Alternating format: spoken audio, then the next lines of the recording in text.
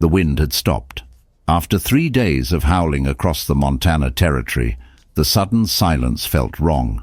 Thomas Harper pressed his face against the frosted cabin window, his breath forming another layer of ice on the glass.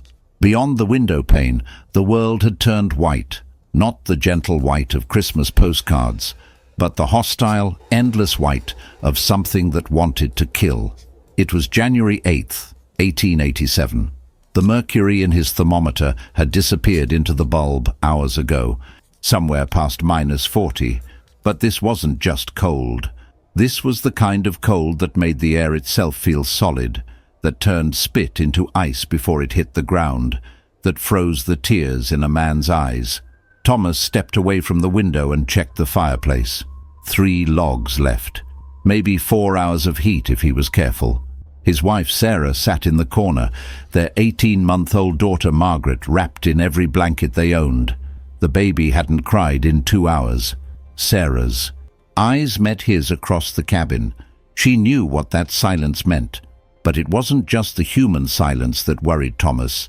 It was the cattle. For the past week he'd heard them, bellowing, thrashing through the snowdrifts, calling for food that didn't exist, water that had turned to stone, shelter that the open range couldn't provide. Now, nothing. Just the terrible quiet of a Montana winter that had turned predator. 3,000 head of cattle, 7 years of his life. Every dollar he'd earned, saved, borrowed, and bet on the promise that the open range would provide. Like every other rancher in Montana Territory, Thomas had believed the salesman from back east who said cattle could survive any winter if they were tough enough. The Plains ranchers had seen hard winters before, but they had survived because their cattle had been well fed going into the winter. But this year was different. The summer of 1886 had been a furnace. The summer of 1886 was hot and dry, and by autumn, the range was almost barren of grass. Prairie fires had consumed thousands of acres. Waterholes had cracked and dried. By September, his cattle were already thin, already struggling, and then November brought the first blizzard. Thomas had lived through Montana winters before, but this was something else. The first snows fell earlier than usual in November and were reported as some of the worst in memory. Snow that fell an inch an hour for 16 straight hours. Wind that drove the temperature down to 63 degrees below zero on some ranches. Ice that formed a shell over everything, sealing the grass away from desperate cattle. The silence stretched. Thomas walked to the door and cracked it open. The cold hit him like a physical blow, stealing his breath, numbing his face in seconds. But he could see them now. Dark shapes scattered across the white landscape like punctuation marks in a death sentence. His cattle, motionless. Sarah's voice came from behind him, barely a whisper. "How many?" Thomas closed the door. He couldn't answer because he didn't know how to count that high, how to measure that kind of loss. All he knew was that somewhere in the last week, nature had declared war on every rancher in Montana Territory, and nature was winning. The wind started again, soft at first, then building to a roar that shook the cabin walls. But was this the worst it could get? Or was something even darker approaching? With the dawn? The rancher who trusted the promised Thomas Harper had never planned to bet his life on cattle. Born in Ohio in 1851, he'd followed the railroad west with dreams of farming wheat, not chasing steers across endless grassland. But Montana Territory in 1879 had offered something that felt like destiny, land that was vacant, publicly owned, and available to whoever chose to occupy it. Free land, open range, and investors from back east promising, no other business is so safe, nor so profitable as cattle raising. The promise was simple. Buy cattle, turn them loose on the range, let them multiply. Come spring, round them up, and sell them for triple what you paid. Prices for beef were high, land was free, and domestic and foreign investors rushed into the business. Even Theodore Roosevelt had established ranches in the Dakota Territory, betting his inheritance on the same dream that had drawn Thomas west. If you've ever stood in the Montana wilderness, you'll understand. If not, consider supporting this channel with a like, and tell me in the comments where you're watching from. Thomas had started small. 50 head of cattle purchased with his life savings of $800. By 1885, his herd had grown to over 3,000 head. His brand, the TH Connected, was respected across 3 counties. He'd built a log cabin for Sarah, cleared land for a small garden, and even started talking about building a proper house when the big profits came in. The numbers seemed to prove the investors right. Between 1866 and 1885, around 5.7 million cattle were driven to market or northern ranges. The cattle industry was booming. Through much of the late 1870s and into the 1880s, cooler summers and mild winters meant that feeding the animals was relatively easy. Grass and feed was typically pretty plentiful, but there were signs that something was changing. Thomas had noticed the range getting crowded. Between 1880 and 1885, the open-range cattle industry peaked in both cattle numbers and rancher profits. Where his cattle once found knee-high grass across thousands of acres, now they competed with herds from dozens of other ranches. In some accounts, ranchers counted close to 80,000 head herded in a season.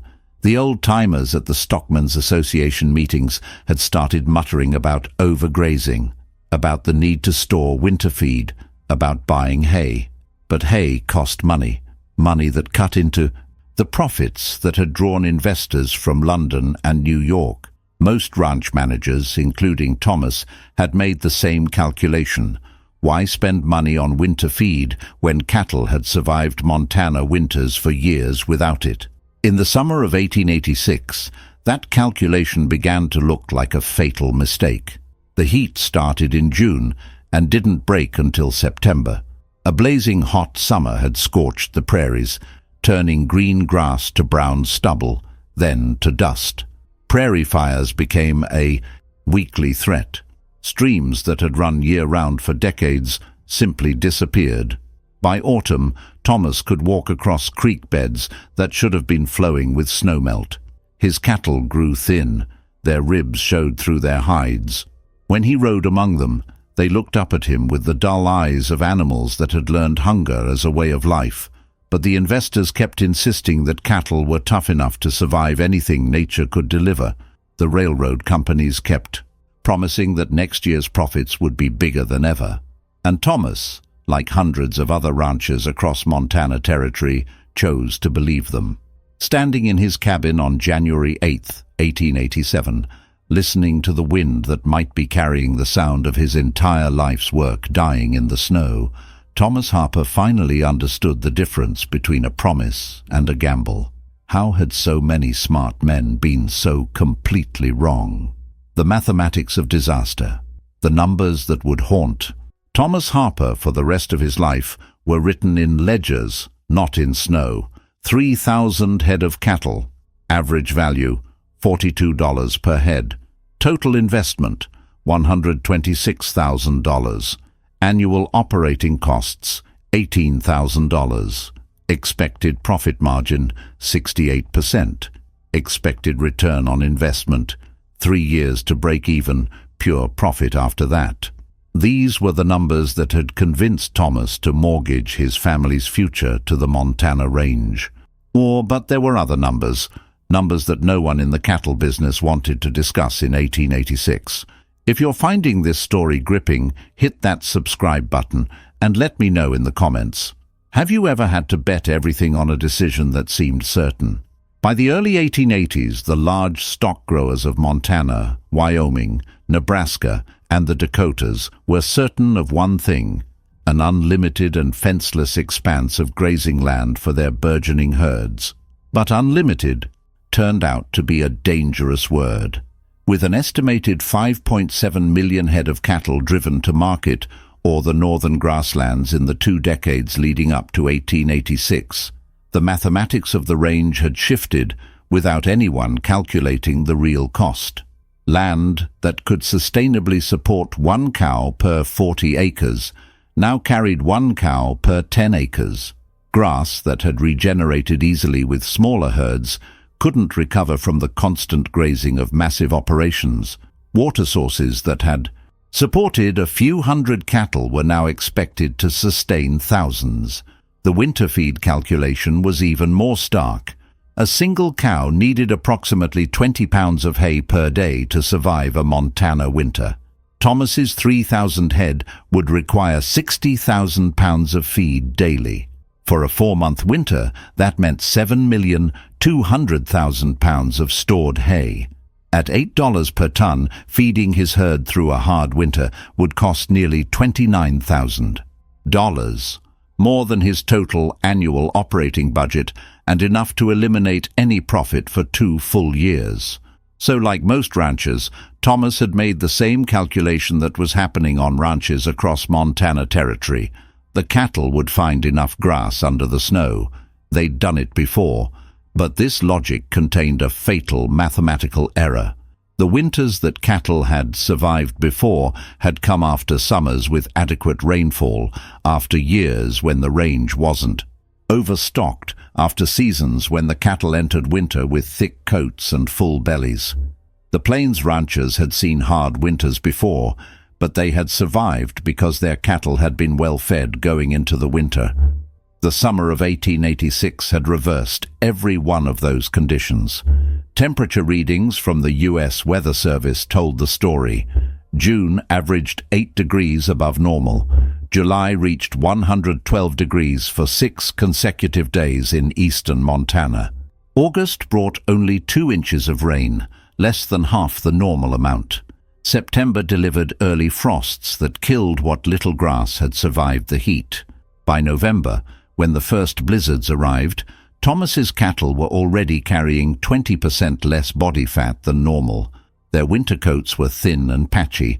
Their energy reserves were depleted from walking farther each day to find adequate forage. And then came the temperature readings that would define the winter of 1886-1887. In late December, the weather turned very cold, reaching an unofficial temperature of 35 degrees down 37 degrees at Glendive, Montana.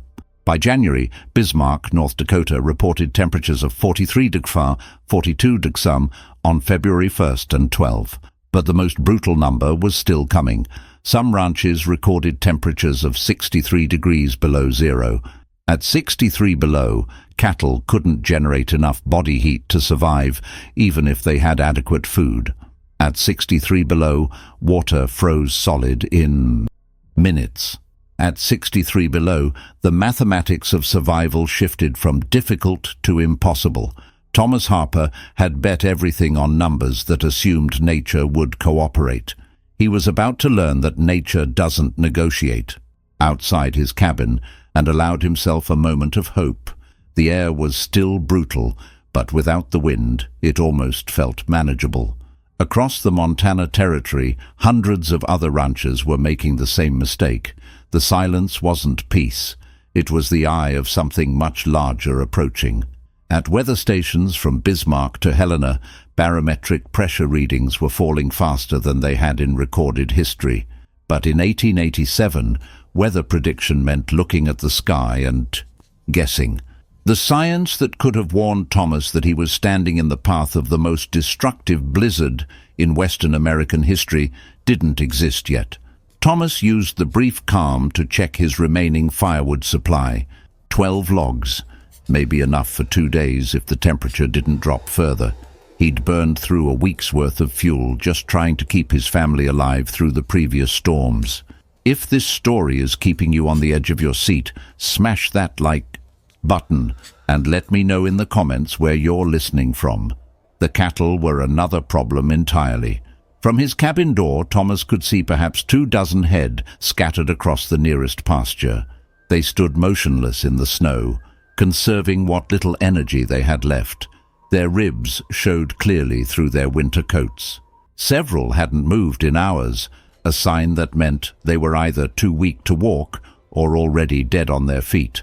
But the bulk of his herd was somewhere out there in the vast expanse of the open range, scattered across thousands of acres by the previous week's blizzards. In normal years, cattle would group together during storms, seeking the shelter of coulees and creek beds. This year, the storms had been too violent, too sustained. His herd was probably spread across half of Montana Territory. At 11:47 a.m., according to records kept by the Great Falls Weather Station, the wind began again. It started as a whisper from the northwest, barely strong enough to move the snow. Within minutes, it had built to a steady 15 miles per hour. Within an hour, it was gusting to 40. By afternoon, sustained winds of 70 miles per hour were driving snow horizontally across the plains. But it wasn't just wind. On January 9, 1887, a blizzard hit, covering parts of the Great Plains in more than 16 inches of snow. The snow fell nearly an inch of snow falls every hour for 16 hours, creating conditions that made travel impossible and survival questionable. Thomas watched through his cabin window as the landscape disappeared. First, the distant hills vanished into a wall of white. Then the barn, only 50 yards away, became a vague shadow. Finally, he could barely make out the fence posts 20 feet from his door. The temperature began to fall. -40 became -50. The wind drove the effective temperature even lower. 16 inches of snow fell in as many hours, and temperatures dropped to 46 below zero. This was the kind of cold that killed within minutes of exposure, the kind of storm that turned a 10-minute walk to the barn into a life-or-death expedition. But Thomas wasn't thinking about his own survival anymore. He was thinking about 3,000 head of cattle somewhere out there in the killing wind and snow, with no shelter, no food, and no way to survive what nature was delivering. The blizzard that began on January 9, 1887, would become known as the Great Die-Up, a darkly humorous reference to the annual roundups that had defined ranch life for decades. But there was nothing humorous about what Thomas Harper was about to witness. As night fell on January 9th, the worst was yet to come. The sound of death in the distance. The bellowing started at sunset.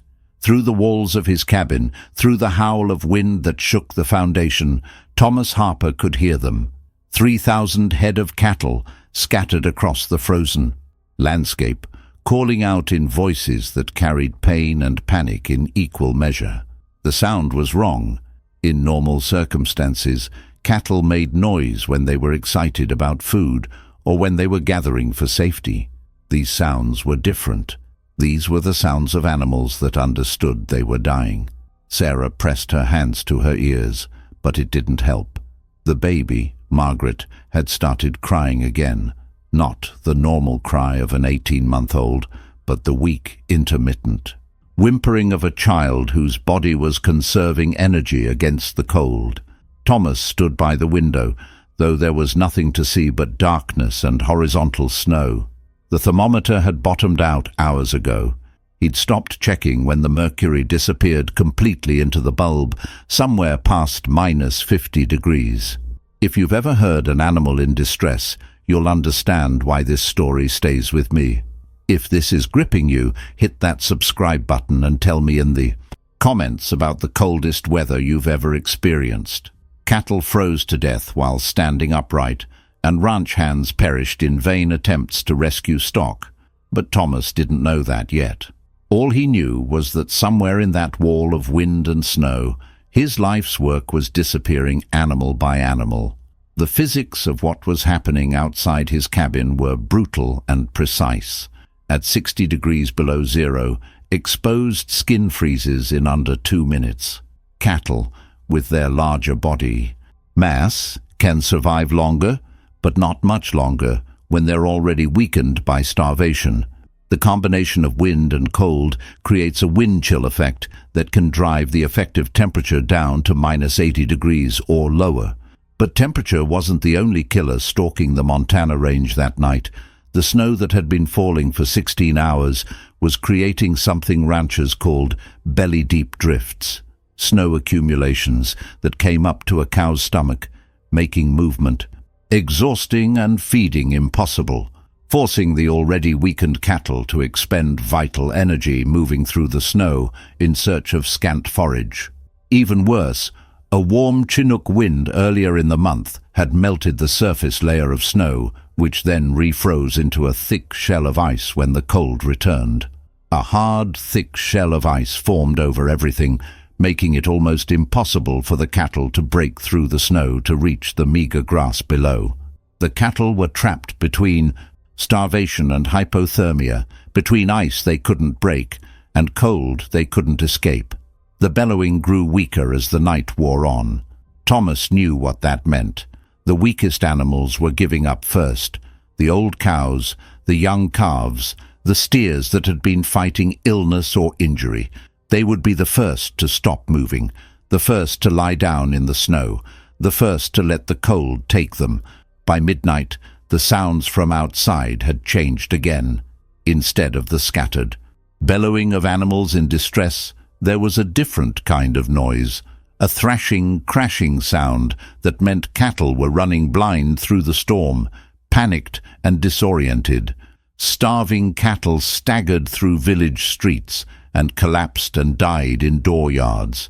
In towns across Montana Territory, residents would wake in the morning to find dead cattle in their backyards, animals that had wandered into settlements seeking shelter that didn't exist. But Thomas was miles from town, alone on the open range with his family and his dying herd. Around 2 a.m. the bellowing stopped. The silence was worse than the noise had been. The silence meant that his cattle had either found shelter or given up trying.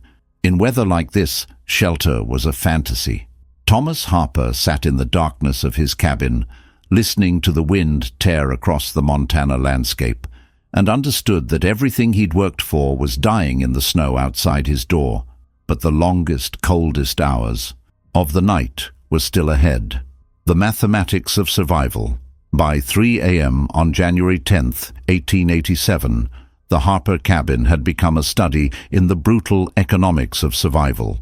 3 logs left in the woodpile, 4 people breathing air that grew colder with each hour despite the fire. 1 18-month-old child whose breathing had become shallow and irregular, the kind of breathing that meant her small body was losing the fight against hypothermia. Thomas made calculations that no father should have to make. Burn 2 logs now to bring the temperature up enough to save Margaret's life, knowing it would leave them with no fuel for the long hours before dawn. Or save the wood and hope that a child could survive until morning in a cabin that was slowly becoming as cold as the world outside. The mathematics were stark and unforgiving. Some people got lost near their houses and froze to death very near their front doors. If people were dying steps from shelter, what chance did cattle have in the open range? Sarah wrapped Margaret in every piece of clothing they owned, but the baby's lips were turning blue. Her cry had become barely audible. Thomas had seen enough death on the frontier to recognize the signs. If you've ever had to make an impossible choice with someone you love, you'll understand this moment. Hit that like button if this story is resonating with you, and tell me in the comments about a time when you had to risk everything on a single decision. Outside, the wind carried a new sound, not the bellowing of distressed cattle, but something worse, the crack and crash of breaking wood, trees snapping in the cold, fence posts giving way under the pressure of snow and wind. The infrastructure of the frontier was collapsing under the weight of a winter that had no precedent in recorded history. Thomas made his choice. 2 logs went into the fire. The flames caught quickly, and within minutes the cabin temperature rose, enough that Margaret's breathing began to normalize. Sarah's eyes met his across the fireplace, gratitude and terror in equal measure. They'd bought their daughter's life with their own survival margin. 1 log left, maybe 3 hours of heat. Dawn was still 4 hours away. But the mathematics of survival extended far beyond the Harper cabin.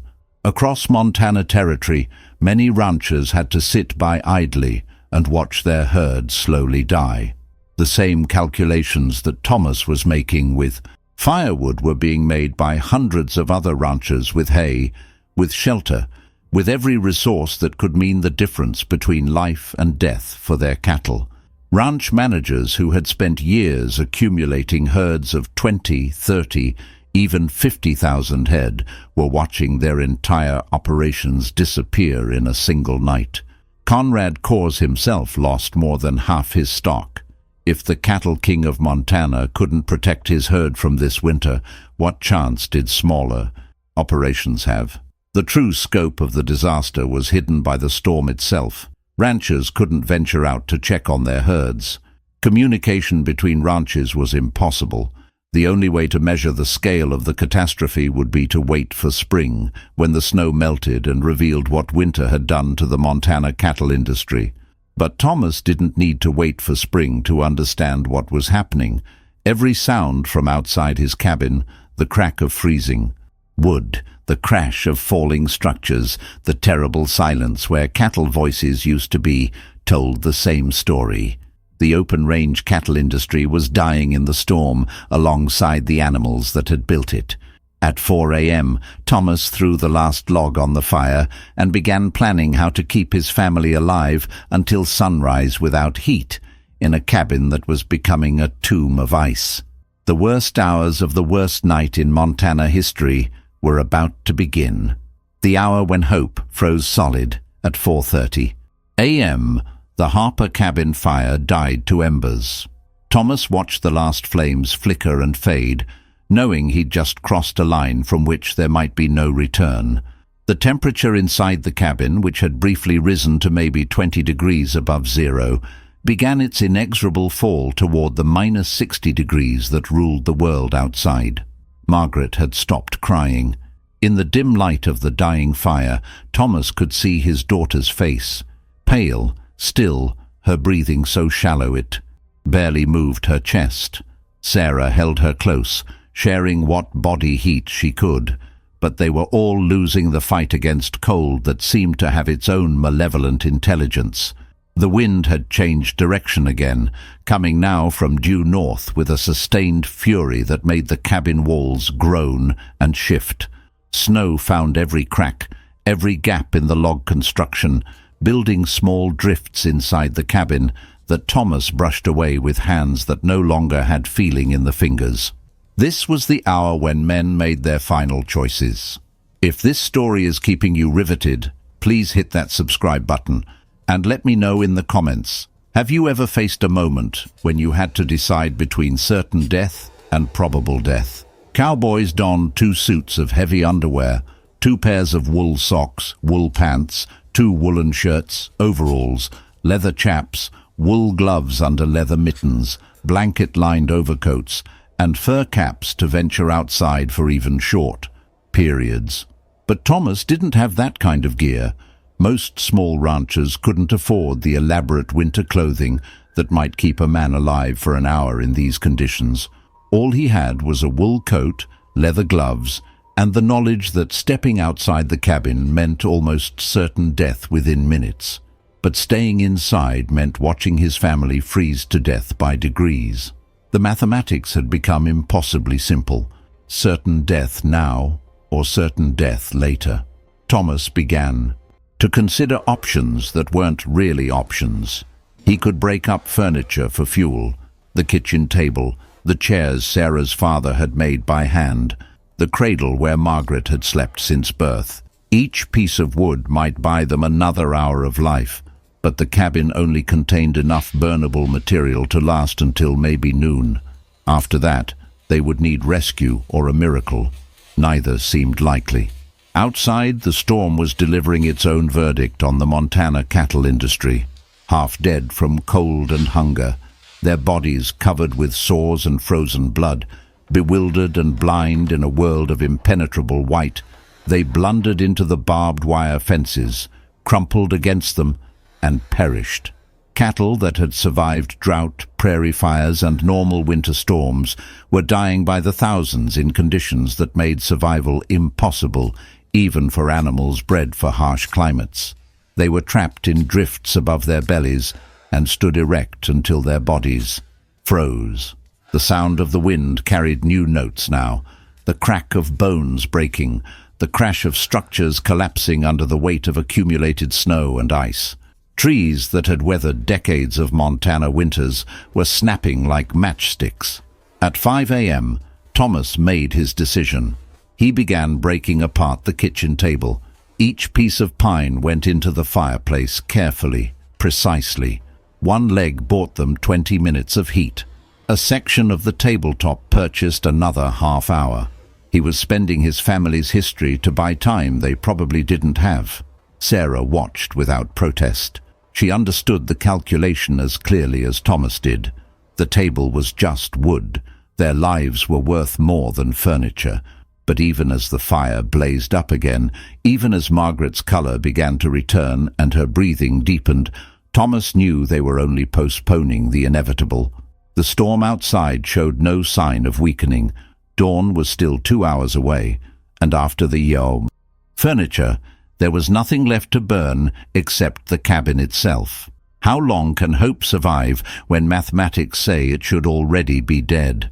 When the sun refused to rise January 10th, 1887, 7 a.m., the time when dawn should have brought relief, brought only the realization that daylight couldn't penetrate the wall of snow and wind that had consumed the Montana landscape.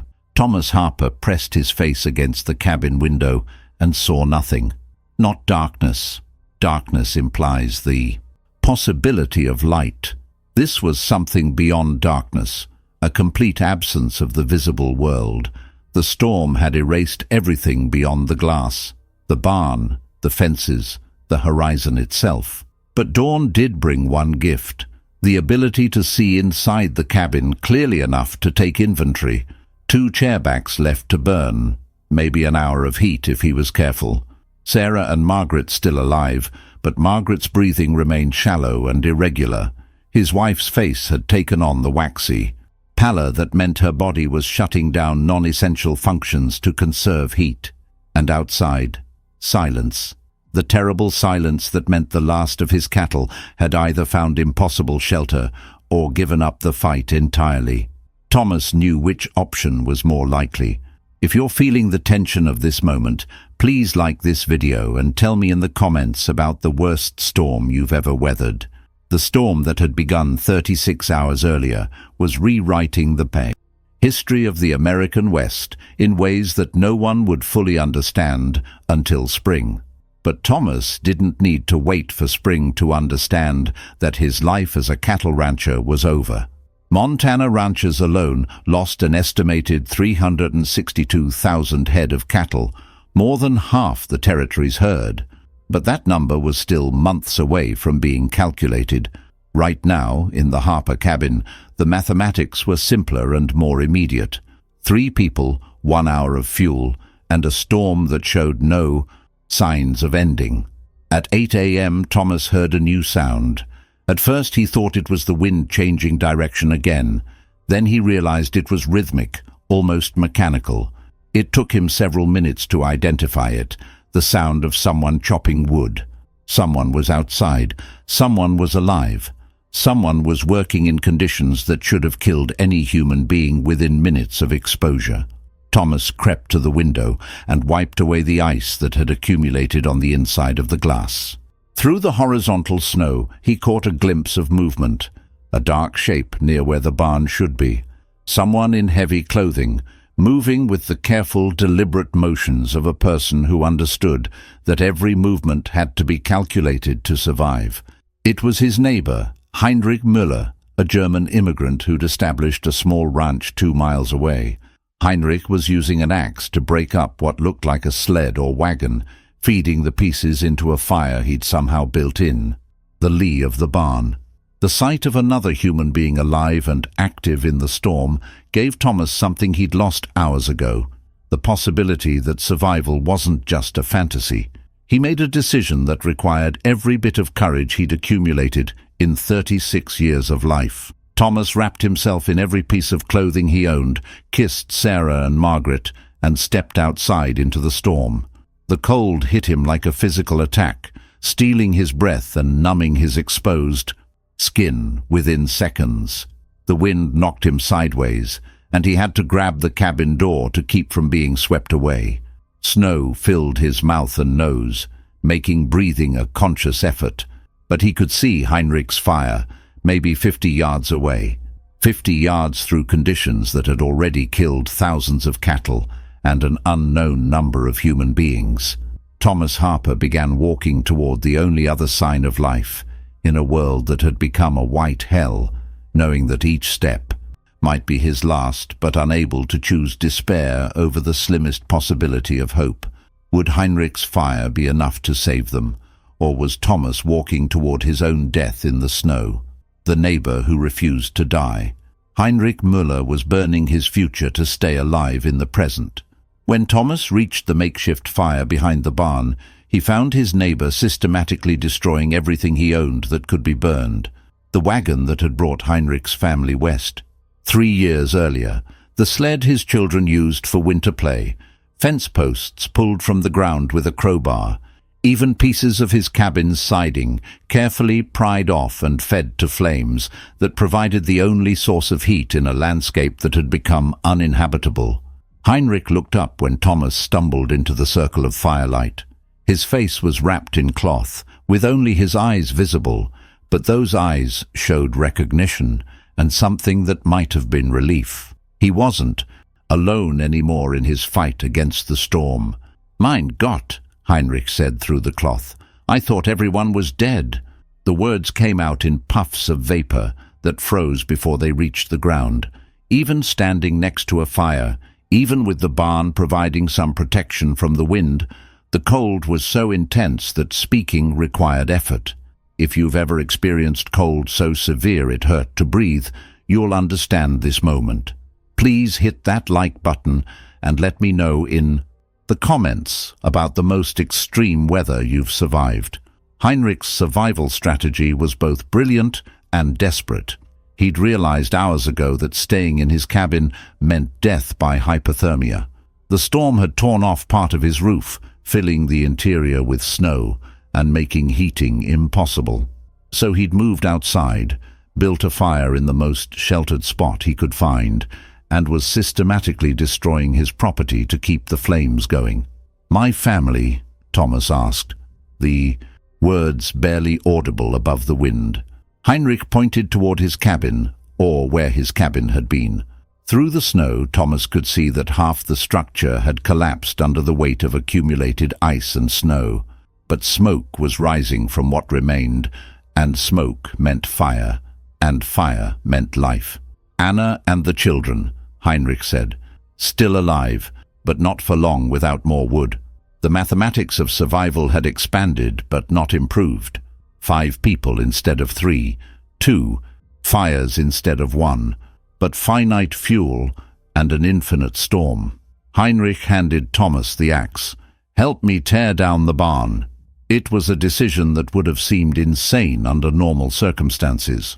The barn represented years of work, hundreds of dollars in materials, shelter for animals and equipment. But these weren't normal circumstances. The barn was just wood, and wood could be burned, and burning wood might keep 5 people alive until the storm ended, if it ever ended. The work was brutal, but necessary. Each piece of wood they could pry loose from the barn's frame meant another hour of heat, but working in -60-degree weather with 70-mile-per-hour winds required a kind of endurance that pushed both men past their normal limits. Thomas's hands, even inside gloves, lost feeling within minutes. His lungs burned from breathing air so cold it felt like inhaling knives.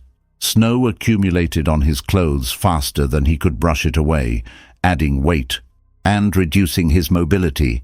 But the alternative to working was dying, and dying meant leaving Sarah and Margaret and Heinrich's family to face the storm alone.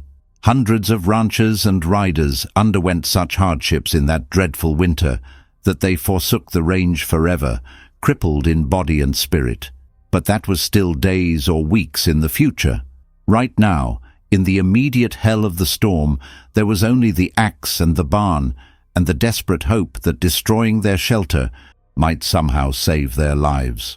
By 10 a.m. they'd fed enough barn siding to the fire to raise the temperature in their small protected area above 0 degrees. Not warm, but warm enough that breathing didn't require conscious effort. But the barn wouldn't last forever, and neither would they. How much can two men destroy before there's nothing left worth saving? The sound of an empire collapsing. At noon on January 10, 1887, the storm delivered a sound that would haunt Thomas Harper for the rest of his life. It started as a low rumble from the south, barely audible above the wind. Heinrich stopped swinging the axe and cocked his head, listening. Thomas paused in feeding wood to their fire, suddenly alert to something new in the acoustic landscape of the blizzard. The rumble grew louder, closer, not the sound of wind or falling trees or collapsing structures. This was something else entirely, the sound of massive movement across the frozen landscape. Then they saw them. Through the horizontal snow came a dark mass that resolved into the shapes of cattle, hundreds of them, maybe thousands, moving in a tight herd across the range. But they weren't grazing or wandering. They were running, driven by panic and the storm, flowing across the landscape like a river of death. Starving cattle staggered through village streets, one historian recalls, and collapsed and died in dooryards. But these cattle weren't staggering. They were stampeding, driven past exhaustion by a terror that overrode their depleted energy reserves. If this story is giving you chills, both literally and figuratively, please hit that subscribe button and tell me in the comments about the most frightening sound you've ever heard. Heinrich grabbed Thomas's arm. "Those are not my cattle," he said. "They come from the big ranches." The sight was both magnificent and terrible. These were the remnants of the massive herds that had made Montana Territory famous, operations that ran 20, 30, 50,000 head across the open range. Cattle that belonged to investors from New York and London, managed by ranch foremen who commanded territories larger than some eastern states. Entire herds were lost, and with them the dreams of many ranchers. But dreams die slowly, even in a blizzard that kills everything else quickly. The cattle running past their fire represented millions of dollars in investment, years of careful breeding, the accumulated wealth of an entire industry, and they were all going to die. The animals in the stampede were already beyond saving. Their ribs showed clearly through their winter coats. Many were limping, injured by the ice or by trampling from other cattle.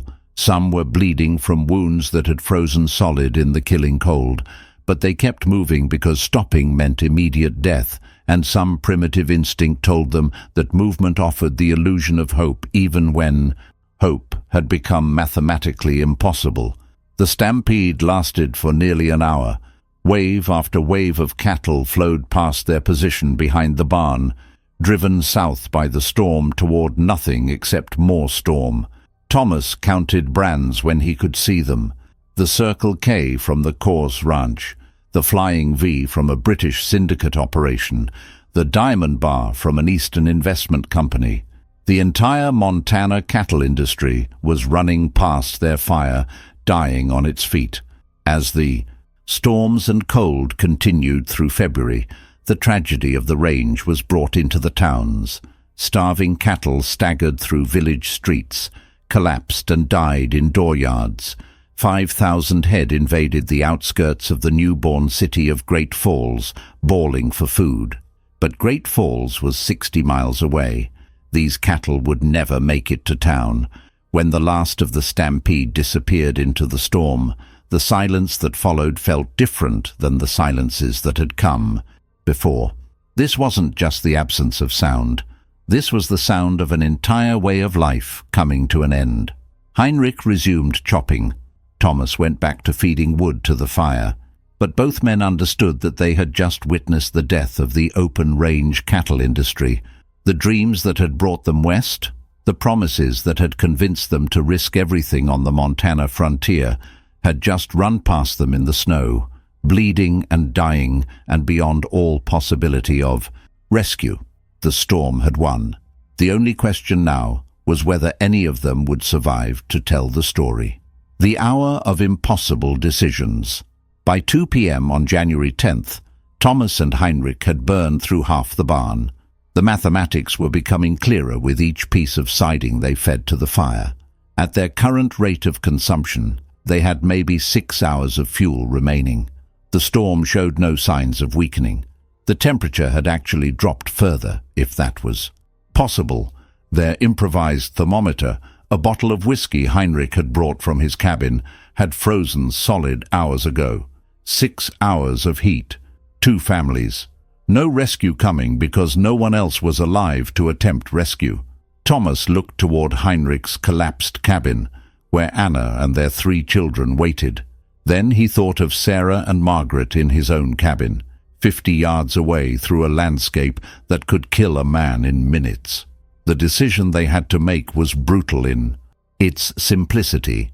Combine the families in one shelter, or let one group die while the other had a chance at survival. If you've ever faced a choice where all options lead to tragedy, you'll understand this moment.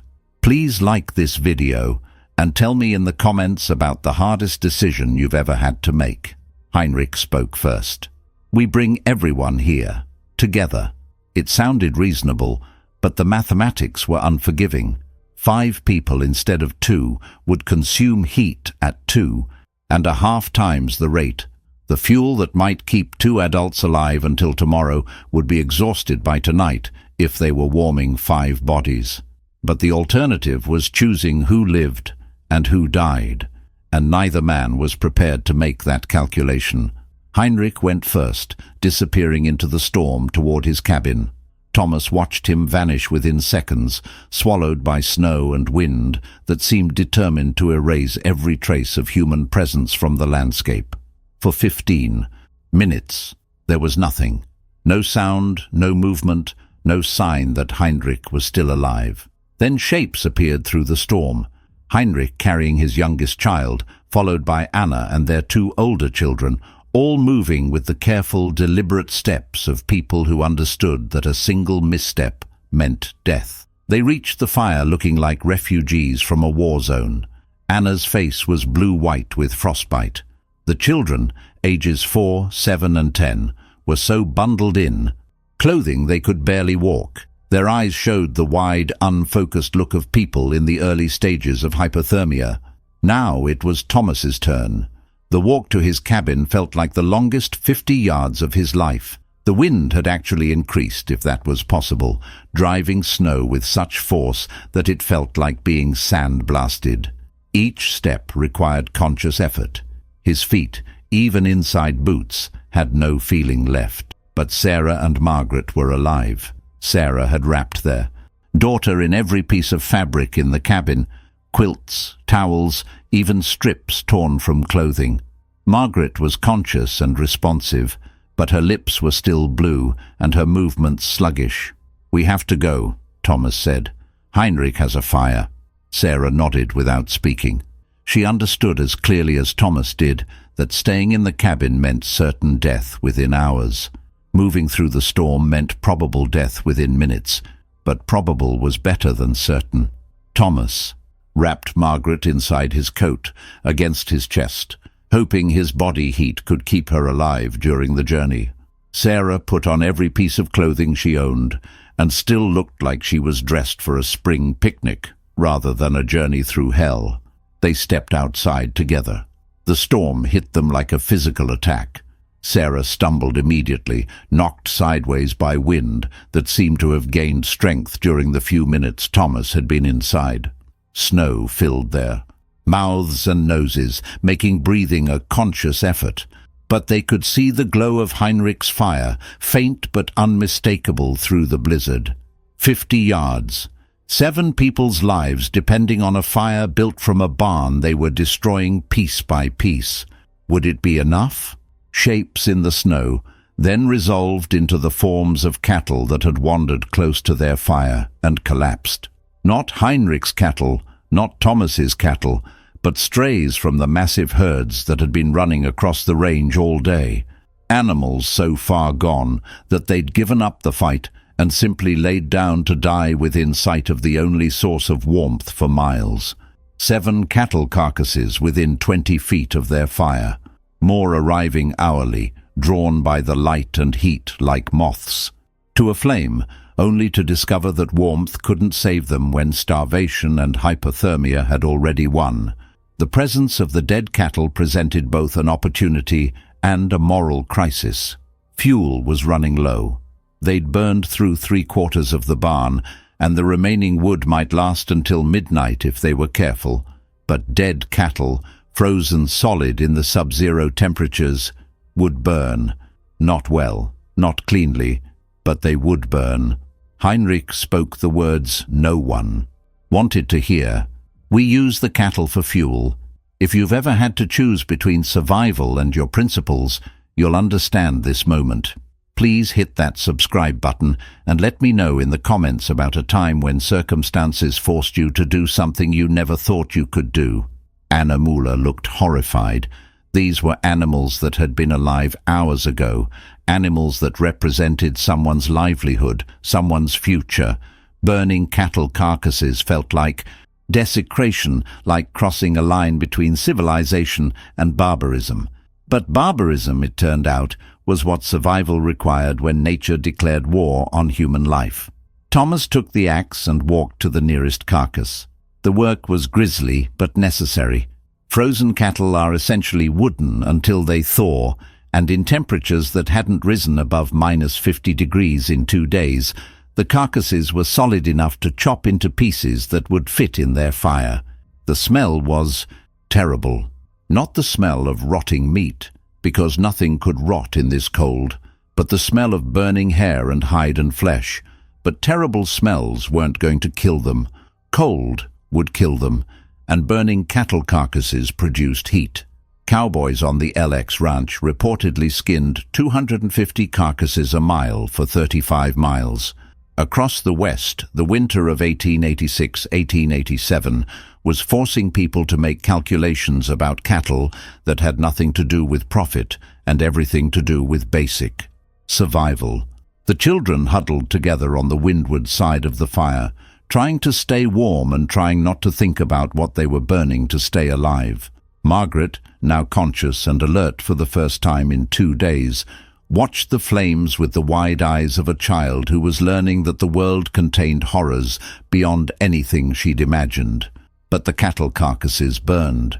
Not efficiently, not cleanly, but they burned hot enough to keep 7 people alive through what might be their last night on Earth. By 8 p.m., the storm had intensified again. The wind was now a constant shriek that made conversation impossible.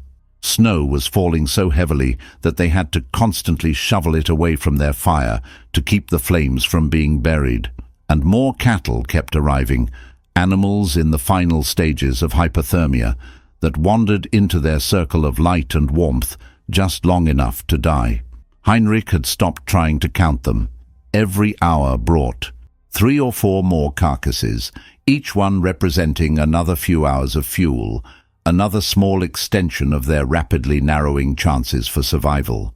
They were burning the death of the Montana cattle industry to stay alive, one frozen carcass at a time.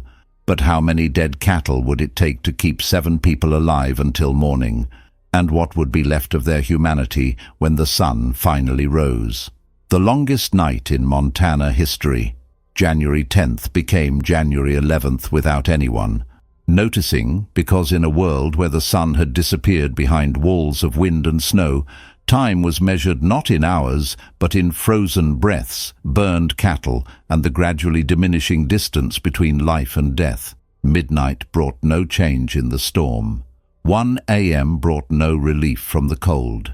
By 2 a.m. Thomas Harper had stopped believing that morning was a real thing that would ever happen again. 7 people huddled around a fire built from a barn and fueled by dead cattle in temperatures that made survival a minute-by-minute proposition. The children had stopped talking hours ago, conserving energy their small bodies couldn't spare. Anna Muller sat with Margaret in her lap, sharing body heat and whispering prayers in German that the wind carried away. The fire had become their entire universe. Beyond the circle of light it cast, nothing existed. Montana had been reduced to perhaps 10 feet of visible space, and even that was constantly shifting as snow and wind changed the shape of their small, protected area. If this story is keeping you gripped, despite the horror of it, please hit that like button and tell me in the comments, have you ever experienced a night that seemed like it would never end? Heinrich had developed a system for managing their fuel supply.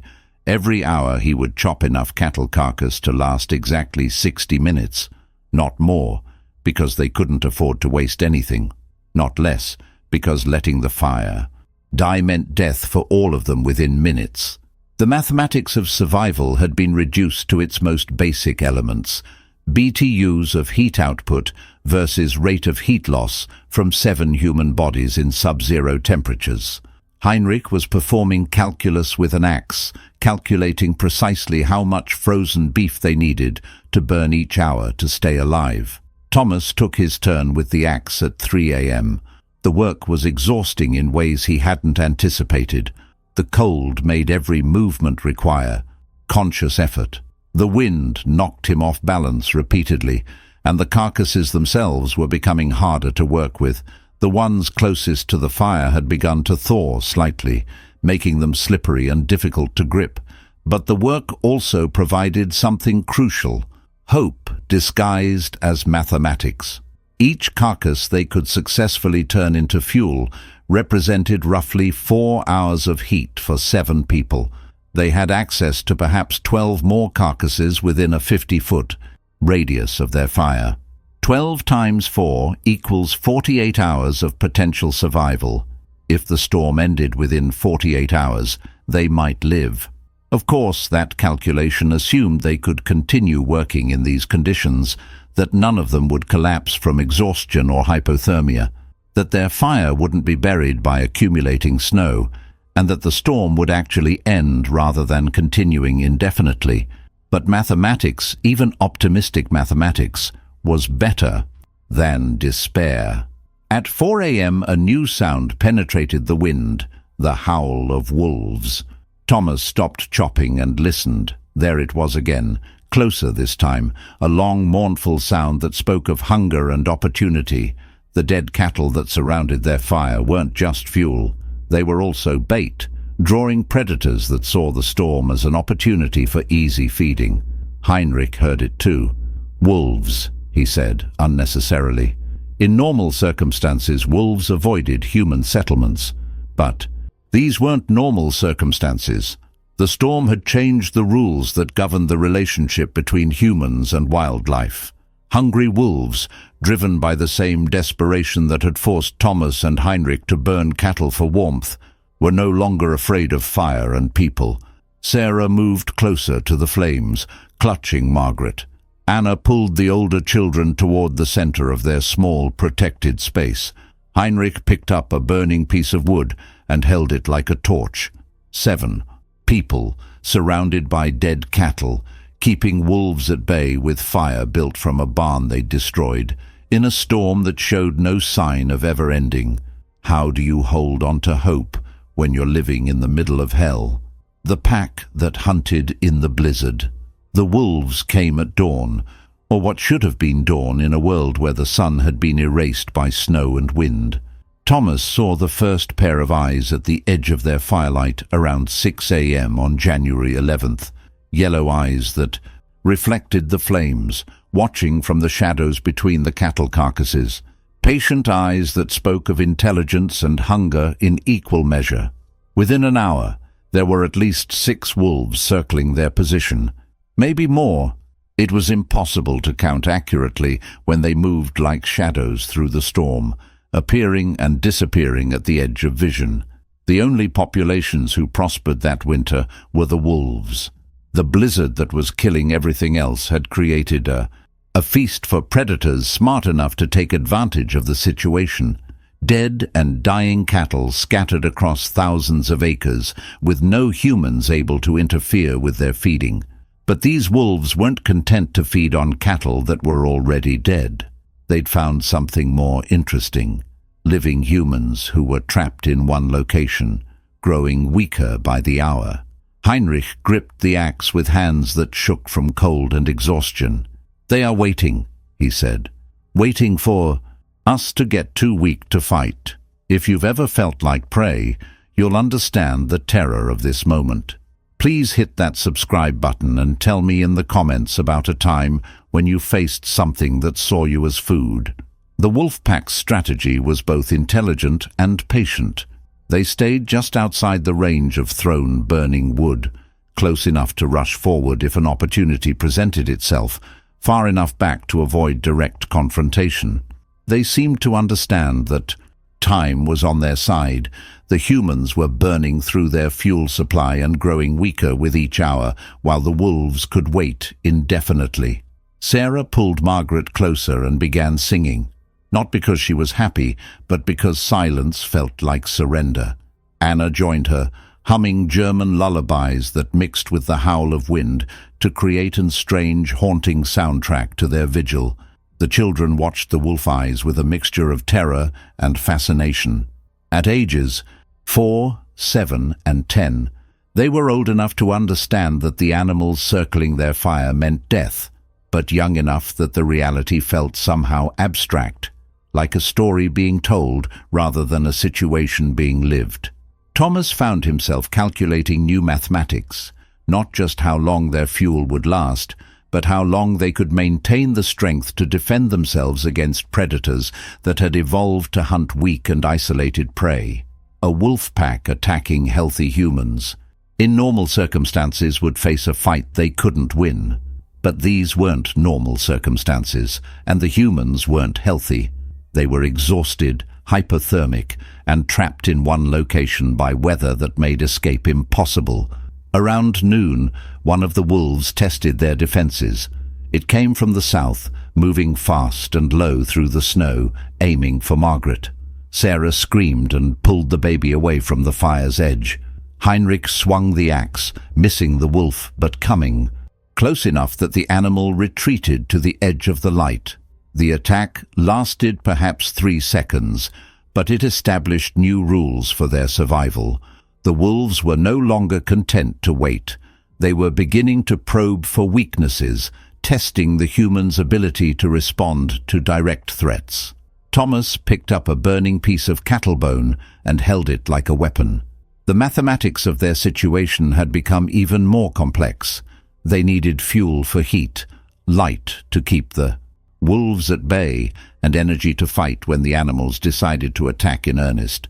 But their fuel was finite, their energy was depleting, and the wolves had nothing but time. Heinrich began building a second fire, using precious fuel to create a larger defensive perimeter. 2 fires, he said, harder for them to approach from all sides. It was sound strategy, but it cut their potential survival time in half. They were burning through their resources twice as fast to stay alive twice as long, mathematics that didn't really improve their odds, but felt like fighting instead of surrendering. The wolves settled back to watch and wait, patient predators watching desperate prey destroy themselves in slow motion. The moment everything changed. At 2 p.m. on January 11th, 1887, Heinrich Müller heard something that made him stop chopping cattle carcasses and cock his head toward the wind. For a moment, Thomas thought the German had finally succumbed to the hypothermia that had been claiming pieces of their humanity hour by hour. Heinrich stood motionless in the storm, axe raised, eyes closed, listening to something that no one else could hear above the wind. Then Thomas heard it too. Voices. Human voices, somewhere out there in the white hell that had swallowed Montana territory. "Hilfe!" Heinrich shouted into the storm. "Help! We are here!" The voices grew louder, closer. Through the horizontal snow came shapes that resolved into 3 men on horseback. Bundled in so many layers of clothing they looked like bears more than humans. The horses were struggling through snow that came up to their bellies, but they were moving, fighting toward the smoke and light of Heinrich's fire. Rescue had found them in the form of neighbors they'd never met. ranchers from 20 miles south who'd been checking on scattered homesteads, looking for survivors of the worst storm in Montana history. If you've ever experienced a moment when hope returned after you'd given up on it entirely, you'll understand this feeling. Please hit that subscribe button and share in the comments about a time when help arrived exactly when you needed it most. The lead rider pulled up at the edge of their fire and looked around at the scene. 7 people huddled around flames fed by cattle carcasses, wolves circling in the shadows. The remains of Heinrich's barn scattered across the snow like the wreckage of a ship. "Jesus Christ," the man said. "How long have you been out here?" "2 days," Thomas answered. "Maybe 3. We lost track." The rider, who introduced himself as James Morrison from the Bar M Ranch, had news that put their own suffering in perspective. The storm had hit an area roughly the size of Texas, from Canada to Colorado, from the Dakota Territory to the Rocky Mountains. The blizzard had paralyzed an entire region. Towns were cut off, railroads were blocked, and telegraph lines were down.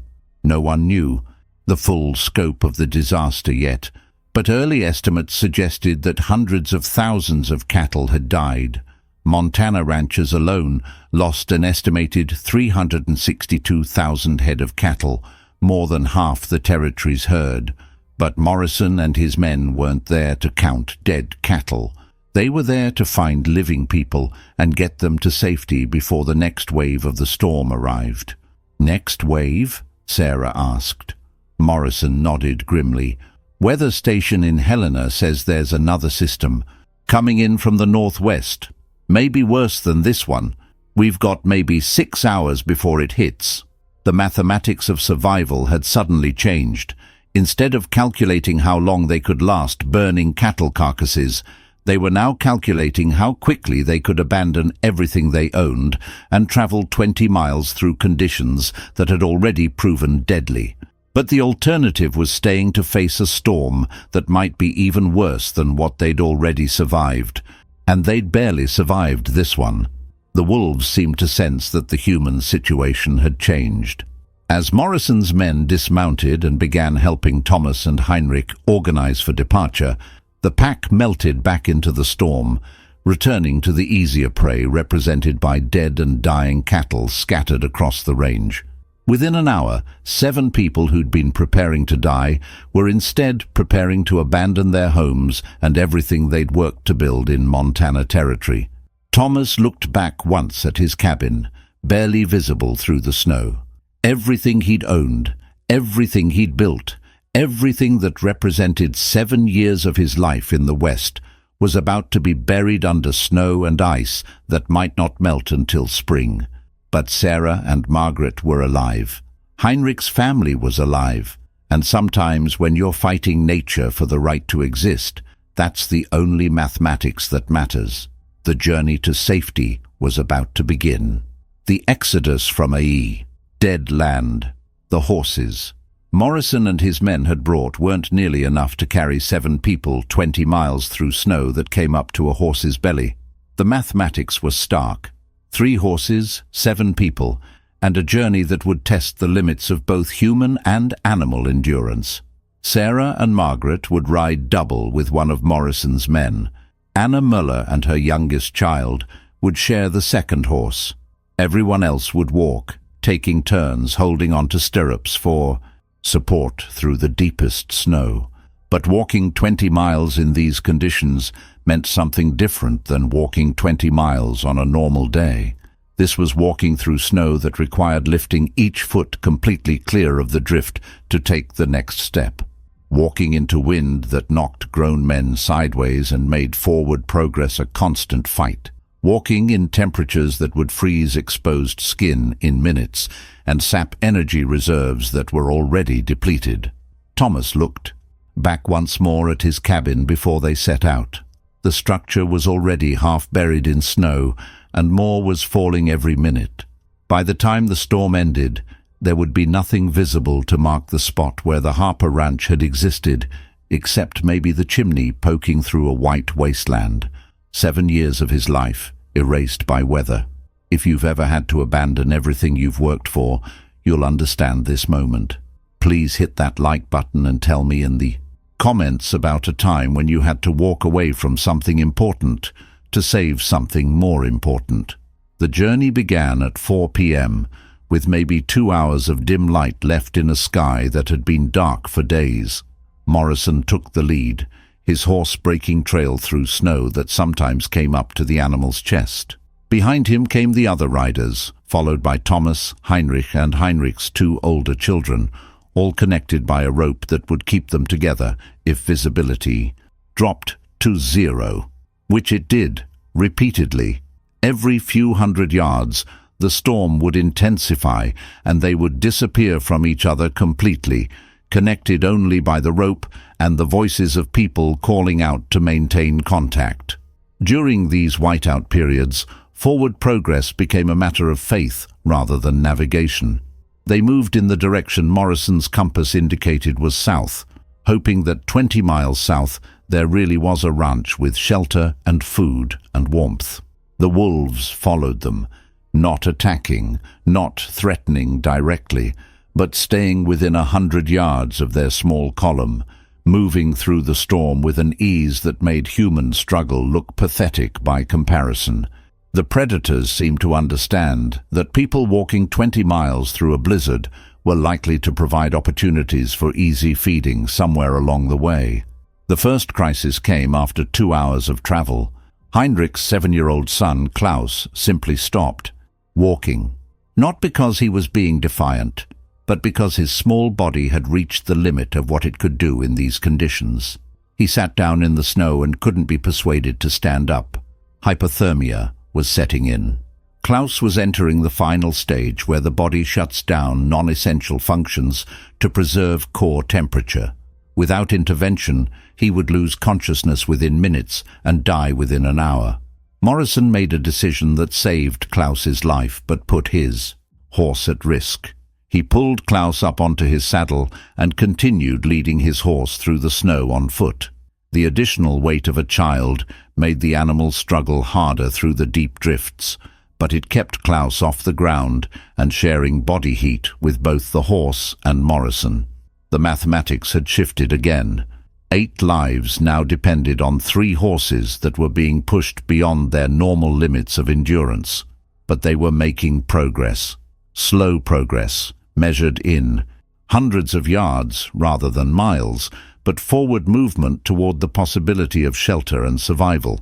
By 8 p.m. they'd covered perhaps 5 miles, 15 miles to go, and in the distance, barely audible above the wind, they could hear the sound Morrison had warned them about, the approach of the next storm system, building like a freight train in the darkness ahead. The race against the second storm. At 10 p.m. on January 11th, the wind changed direction. Morrison stopped the column immediately and held up his hand for silence. Through the howling that had been their constant companion for 3 days, they could hear something new. A different kind of wind coming from the northwest with a sound that spoke of even worse weather approaching. "The second system," Morrison said, his voice barely audible above the storm. "It's moving faster than expected." The mathematics of survival had become a race against time. 15 miles to safety, maybe 4 hours before the haze. New storm hit with whatever fury it carried. Walking speed in these conditions, roughly 2 miles per hour on level ground, much less when climbing through snowdrifts that sometimes reached above their waists. They weren't going to make it.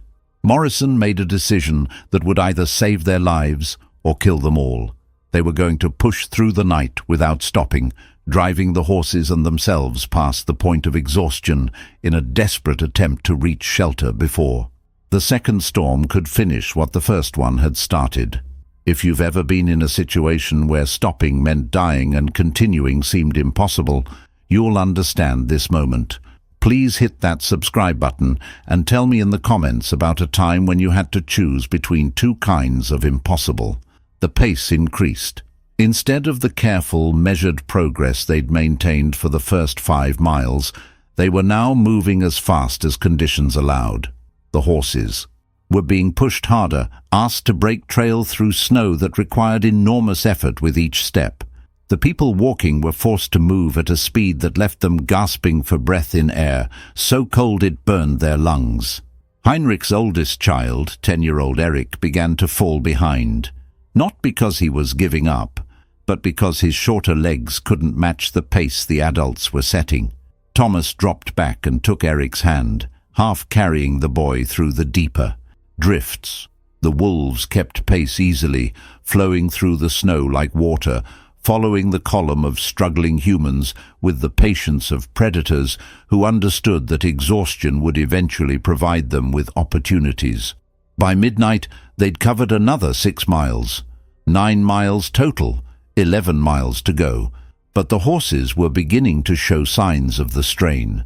Morrison's mount, carrying both Morrison and Klaus, was breathing heavily and stumbling more frequently through the snow.